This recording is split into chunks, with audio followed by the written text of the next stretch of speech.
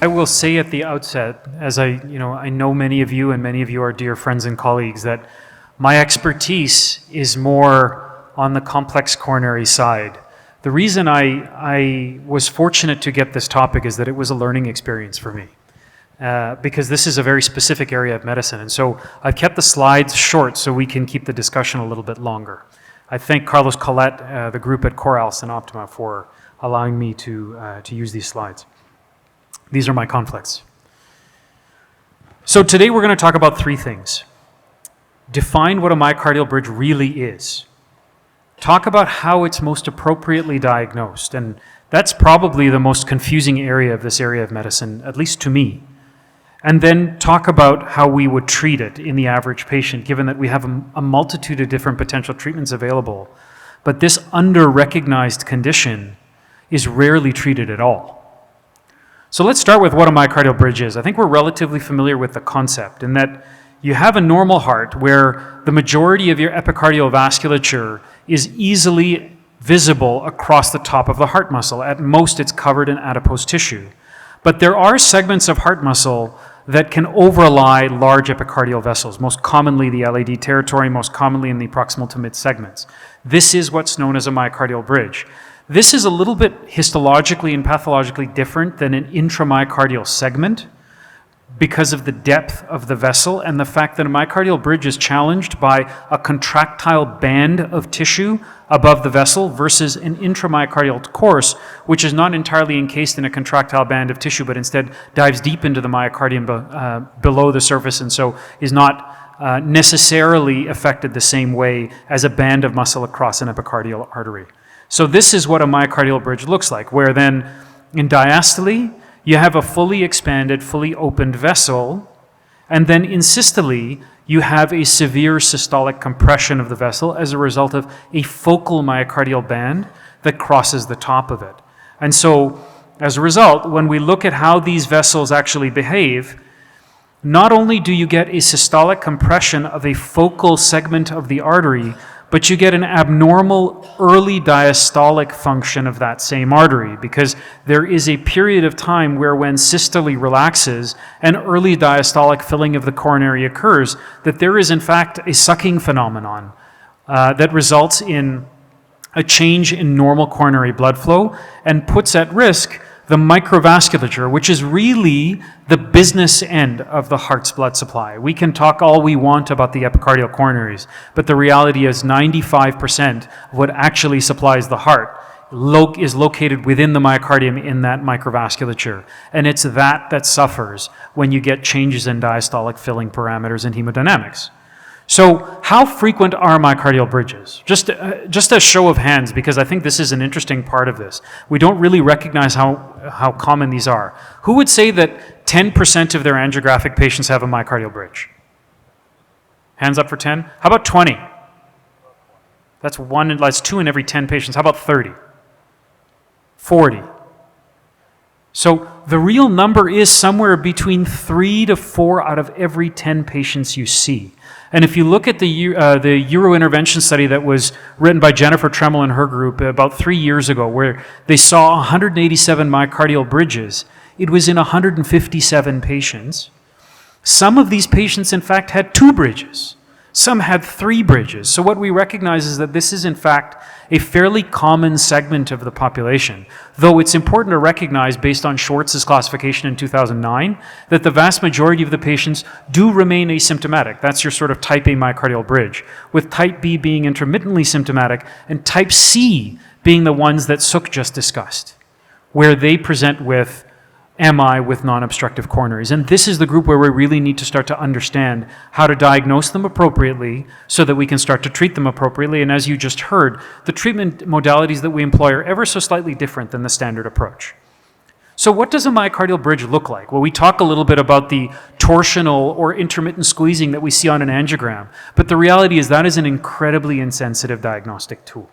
And that is why when we see myocardial bridges and we don't have a great explanation for the patient's symptoms that are typically anginal, it behooves us to push forward to define precisely what it is that we're seeing. So this is the typical position of a coronary artery. It's entirely epicardial and sits on top of the myocardium, sometimes below an adipose layer. But with a myocardial bridge, you have a number of different variables that come into play. The amount of myocardium above the vessel and the length of bridging segments. So you have the superficial myocardial bridges that have between 1 and 2 millimeters of heart sitting on top of them that are resulting in some degree of compressile force. These are the minority of symptomatic patients. Not surprisingly, because there isn't a ton of systolic compression, and as a result, there isn't a ton of diastolic flow abnormality that results. But then as you get deeper and deeper into the myocardium, where you start to get segments of more than 2 millimeters of heart bridge, these are really aggressively systolically compressed vessels. And as a result, upon relaxation, have gross abnormalities in diastolic flow in the early and mid phases. And that is why these are the patients that are typically found to be more symptomatic. What about length? Is a 2 millimeter bridge that is 0.5 millimeter long important? Or does it matter how much heart muscle is actually present and to what degree that compression occurs? Well, this is where the length of the bridge really matters, where longer than 2.5 millimeters suggests a likelihood of symptomatology. It's important to recognize, though, that this is not an easy thing to measure in a moving organ. It's not a leg where we can put an imaging catheter in and it doesn't move on us. Nor is it a leg where our guide catheter doesn't move back and forth with every beat of the heart. So it's important to recognize that intravascular imaging, which is an important component of the diagnostic paradigm, is not all where it's at. OCT does a very nice job of defining the overlying musculature. The problem is OCT does not penetrate all that deeply. And so when you end up with a particularly deep bridge, and these are the ones that are most often symptomatic, sometimes you can't define the amount of bridge above them. Moreover, OCT pullbacks quickly, right? And if your OCT pullback is quick, you may not get a great handle on the degree of myocardial bridging because your systolic compression doesn't necessarily last the amount of time it takes a catheter to pull back at 20 millimeters per second. By comparison, IVUS, as a result, is the more common one used to define these types of abnormalities because the pullback is a little bit slower. The challenge with IVUS is that unless your guide catheter is very well engaged and your entire system is stable, IVUS imaging, which is, in more contemporary sort of rotational catheters, helical, will go forward, then backward, then forward, then backward, which is why now in sort of 2024, which is the title of this talk, we now recognize that there may be additional modalities necessary to start to define the length of a bridging segment to be able to risk stratify the bridge for symptomatology. And that's where your anatomic diagnosis using coronary CT comes in. The slower your heart rate, the better for your quality images. And with this, then, you can start to define with tremendous precision the degree of myocardial bridging you have, not only by the length of the bridge, but you can actually start to see the amount of heart that sits above the epicardial coronary vessel, where here, this is a relatively shallow bridge, where you can see on the cross-sectional imaging that there is an area under the bridge versus here, which is your sort of normal artery path a little bit more distally. And that compares with a deeper bridge, where I think you can appreciate that there is much more heart muscle sitting on top of this artery and resulting in a degree of compression where this segment of bridging is a fair bit deeper and you can get a much better idea of bridge length. So it's important as a takeaway to recognize that this is not a singular diagnostic modality problem. It's a combination of diagnostic approaches placed in the right context of your patient that allows you to make a diagnosis and then start a treatment, because as you will see, the treatments are not benign either.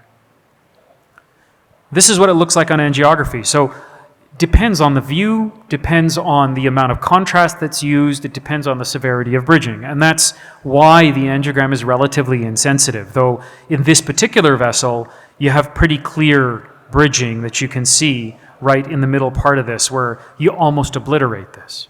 So what does this look like on IVUS when we look at it? It's this sort of classical half-moon sign that you see here outside this vessel that is being compressed clearly with each systolic contraction of the heart, where in diastole, you have a relatively stable diameter of vessel, but then as systole comes on, you start getting a dynamic compression of the vessel that results in a change in the actual the actual available diameter within the vessel, and then relaxes once again within diastole to its initial size. Where in this case you have a measurable halo thickness, and we talked about the thickness of the myocardium that underlies or that overlies the vessel. And we talked about the amount of arterial compression, where in that same study by Tremelin group, the group that had symptomatic myocardial bridges typically had 30.1, 32% myocardial compression or vessel compression to result in symptoms. And that's sort of the magical number to keep in your head. So you can do that by measuring minimal lumen areas, or you can do that by calculating the amount of compression at maximum systolic compression. Now, interestingly, and I'll get into this in a moment, myocardial bridges also result in plaque burden. But the bridge segment itself, as we all have anecdotally seen, seems to be free of plaque, which is very strange. And that really tells you that this is a histopathologically different section of vessel than the rest of the vessel. And this may be because there is less structural coverage of the vessel, a thinner adventitia. This may be because there is a larger distance between the adipose tissue overlying the vessel that carries the various inflammatory mediators that allow atherosclerosis to form. And this may be because of a change in lymphatic drainage at the level of the bridging segment that reduces the amount of atherosclerotic burden. The challenge is, just proximal to the bridge, as you might be able to imagine, if there is a systolic or a diastolic wave of filling, there's an antegrade filling gradient. Whenever there is systolic compression of the vessel, you get a slowing of the antegrade filling gradient, which results in eddy currents proximal to the vessel, slowing of blood flow, and that makes you a sitting duck for atherosclerotic coronary disease. And that is why we see atherosclerotic coronary disease with plaque burdens in excess of 23 up to even 50% in many of these patients who are symptomatic, which results in a real challenge with treatment using PCI, because we end up having to try to avoid landing a stent in the myocardial bridge when the atherosclerotic coronary disease starts right at the beginning of the bridging segment. Okay? So how do myocardial bridges cause ischemia at all? Well, we mentioned the systolic arterial compression, but what this ends up resulting in is a phasic diastolic spasm, where the relaxation of the vessel is reduced at the very early part of diastole. And so when flow is supposed to rush in, and where hyperemia is supposed to occur and you're supposed to supply the microvasculature, that early rapid diastolic filling phase, that ends up being attenuated because the delayed diastolic relaxation ends up relaxing, and you just get a sudden pressure drop with a plateauing of your diastolic filling phase. And that's that sort of typical fingertip pattern on diastolic flow wiring. You get dynamic flow restriction and systolic flow reversal, which can lead to the presence of atherosclerotic coronary disease. Because there is a compression of the vessel at the level of the bridge, you get a steal effect in branch vessels coming across the segment of the myocardial bridge, and that's because you get Venturi flow, right? It interferes with laminarity of the flow. There's flow acceleration, and as a result, there's a drop in pressure, which reduces pressure down the branch vessels. And that's why you can get a completely normal coronary artery with classical septal ischemia, where a septal vessel is coming off in the middle of a myocardial bridge. You can get endothelial dysfunction that Suk described just a short while ago, though this is typically not microvascular. In about 85% of symptomatic patients, it's the endothelial level dysfunction that is acetylcholine responsive. You can get the wall-shield stress alterations, it should not say alternation, it should say alteration, that results in atherosclerotic coronary disease, and then rarely your systolic compression is so severe that you can in fact damage the endothelium, and that can result in spontaneous coronary dissection. So is this myocardial bridge significant? Well, this is the classical intracoronary Doppler flow pattern that we mentioned, but intracoronary Doppler flow measurements are difficult to do, right? They're not easily available, and when you do them, you do have to be a physiologic expert with a lot of bradycardia and a lot of stability with your wire. So we move to a more universal way of measuring things, and that's physiologic diagnosis with diastolic FFR. So why doesn't regular FFR work? Well, the challenge is in compressive, dynamic compressive states, your mean FFR, which is what we measure, and the diastolic FFR don't in your typical non-compressive states, they don't differ much. But in dynamic compressive states, they do differ, because the diastolic flow, the mean FFR, is susceptible to your systolic overshoot, what happens when your vessel suddenly relaxes. And it abrogates that value, whereas restricting yourself to the diastolic flow allows you to be a little bit more accurate. The question is, can you just measure this at rest, or is it important to actually induce a level of spasm? And this is where dobutamine comes in, where in your regular sort of FFR measurement, you may get complete negativity, and because of that systolic overshoot, your standard FFR will be normal. The challenge is that you get this big diastolic pressure gradient with this spiking effect as you increase the rate of contraction and as you increase the severity of systolic compression. You get freedom from intracoronary negative gradients, and you get an accentuation of the actual systolic compressive response, which then pushes all of the ischemic responses that we discussed previously that unmasks the diastolic flow abnormality. And that's really what we care about, because that's where the majority of coronary flow occurs. So a diastolic FFR, aka RFR, IFR done while on dobutamine, right? It's just a resting flow measurement. Below 0.76 is really what you're looking for to sensitively and specifically diagnose a serious myocardial bridge with symptomatology associated with it. So how do you actually do that? This meeting is about technical currency, right? How do you do things? Here's how. You establish your baseline RFR. So you do all of the normalization protocols that you usually do. Then you put your wire down and you establish your baseline RFR. Next, you administer dobutamine at a low dose. And now, low in quotes, because in the ICU we use it in much lower doses than this. So you use 20 mics per kilo per minute. And patients will often get chest discomfort with this, because you are really making their bridging a fair bit worse. And so you do have to be ready to give beta blockade and stop your dobutamine infusion if you satisfy your marker of positivity. But if you don't, and your patient can tolerate, you can move forward to 40 mics per kilo per minute. And this is done as an infusion for 3 minutes, where you wait 3 minutes and then you do your measurement, because that's when you need your stability. And then once you get a diastolic FFR, aka RFR while on dobutamine, at less than 0.76, you have made your diagnosis. And then in rare patients, you will need even higher doses up to 50, though this becomes dose toxicity limiting in most patients. And you do have to recognize that your heart rates are going to get north of 160 a year. And so you have to be ready to give them beta blocker to be able to slow them down, because both the chest discomfort is intense and there is a risk of ventricular dysrhythmias. And so this is your sort of example resting condition where you have a regular FFR of 90, and then you give them your 20 mics of dobutamine, and after 2 minutes you can see the impressive compression, and you see that your diastolic FFR drops to well below 0.76. So I think I'll skip this bit because Suk went through it in such great detail, other than to say that typically the endothelial dysfunction associated with myocardial bridging is vasospasm. It's epicardial vasospasm, and that's as a result of acetylcholine, which relaxes very nicely with nitroglycerin. And so this is a state of abnormal epicardial physiology with, generally speaking, normal microvascular physiology. And so to conclude then, how do you treat this? Well, you have drugs, which are the typical first-line treatment. Generally speaking, we try beta blockers, and there's a variety that you can choose. Those that are most negatively inotropic are helpful, but we're limited sometimes in these patients because sometimes they do come in with LV dysfunction. Nebivolol is an interesting medication that can be used because it does have some beta and alpha blocking effects, and those who are sort of coronary microvascular aficionados will often choose that medication, though in the patients where it works great, but that's a relatively small group of patients in anecdotal experience. You can use calcium channel blockers as well. The important thing is you want to avoid nitrates, because nitrates with real myocardial bridging will result in sinks on both sides of the myocardial vasculature that is being compressed. And as a result, you will get larger systolic reversal, right? Because the proximal segment proximal to the bridge has less resistance, and you will get less flow or a larger sink distally to the myocardial bridge, reducing myocardial microvascular flow.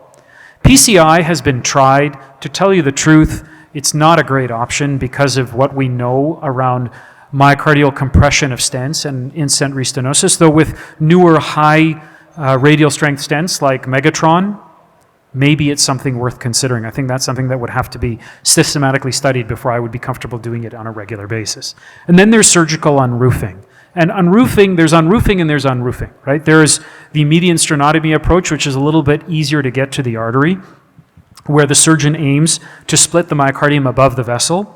And then in the skilled surgeon's hands, there is the mid-cab approach as well, where you can get myocardial unroofing, and I'm aware that Indian surgeons are particularly skilled with minimally invasive bypass surgery, where there's a lot of mid-cabs happening here. And so this is a place where I think that therapy may be available, where using a mid-cab approach, you can get this sort of an unroofing, and you can do it through a tiny, tiny incision. So the key elements that we discussed here are that myocardial bridges are actually really common, and that determining the link between symptoms and bridging requires careful assessment, using multiple imaging modalities as well as intracoronary physiology, and that medications are, generally speaking, the first and last line of treatment necessary, but in the particularly symptomatic patient, you may need things like myocardial bridge unroofing to be able to get your patients asymptomatic. Suk and I shared a patient recently. It was a NICU nurse who had been off of work for 2 years. Nobody believed she had a problem. Her bridging was subtle. We did a diastolic FFR. Her diastolic FFR showed up at 0.74. She got unroofed the same week, and 6 weeks later, after not having been an ICU nurse and being accused of secondary gain for almost 2 years, 6 weeks later she was back in the NICU taking care of babies, doing what she was meant to do. So this is a really important area of medicine that I think it's worth paying attention to. Thanks very much for your time and attention.